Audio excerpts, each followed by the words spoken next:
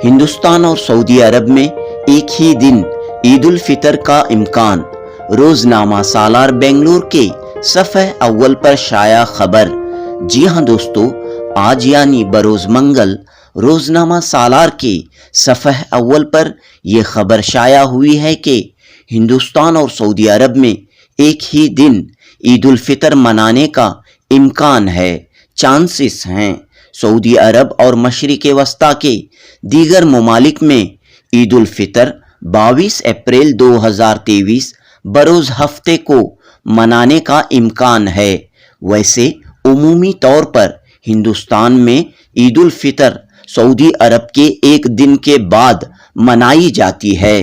ताहम अगर बैनुल अक़वामी फ़ल्कियात मरकज़ और बरतानवी हुकूमत की पेशन गोइयाँ दुरुस्त साबित होती हैं और जुमे को हिंदुस्तान में चांद नज़र आता है, तो हिंदुस्तान और सऊदी अरब में एक ही दिन ईद उल फितर मनाने का इम्कान है।